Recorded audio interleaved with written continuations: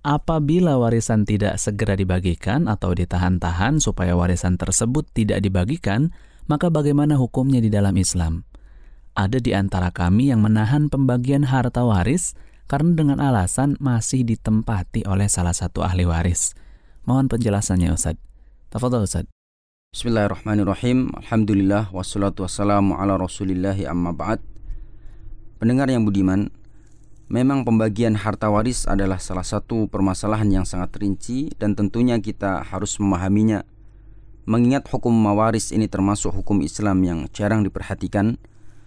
Allah Subhanahu wa taala memulai ayat warisan dalam surat An-Nisa dengan firman-Nya, "Yusikumullahu fi auladikum." Allah Subhanahu wa taala mensyariatkan bagi kalian tentang pembagian harta warisan untuk anak-anak kalian. Di dalam kitab Taisirul Karim Ar-Rahman fi Tafsir Kalamir Rahman dikatakan bahwa ayat ini diantaranya sebagai petunjuk jika Allah Subhanahu wa taala lebih sayang kepada hamba-hambanya dibandingkan kedua orang tua.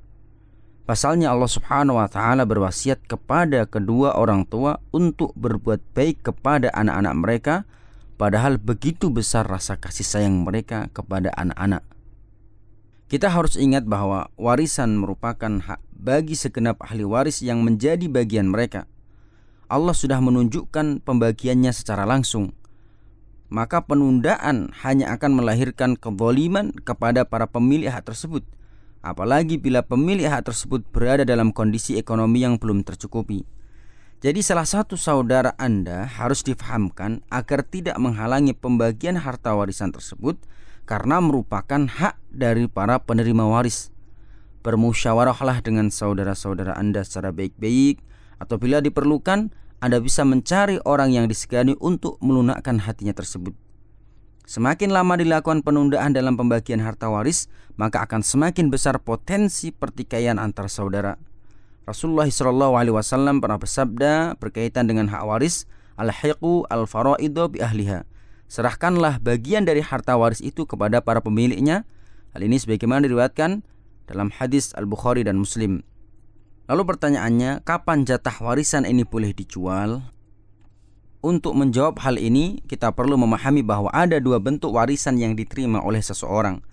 Yang pertama, harta warisan yang diterima oleh ahli waris bentuknya terpisah dengan harta warisan yang diterima ahli waris yang lain, misalnya tabungan uang. Yang kedua, harta warisan yang diterima ahli waris bentuknya masih menyatu dengan hak ahli waris yang lainnya, misalnya sepetak tanah beserta rumah. Harta warisan dengan bentuk semacam ini tidak bisa dijual secara langsung, kecuali dengan izin semua pihak yang turut memiliki harta itu. Meskipun ahli waris itu hanya menjual apa yang menjadi haknya. Dan aturannya, pertama, ahli waris yang hendak menjual rumah atau tanah harus memberitahu kepada saudaranya yang lain bahwa dia ingin menjual kapling tanahnya.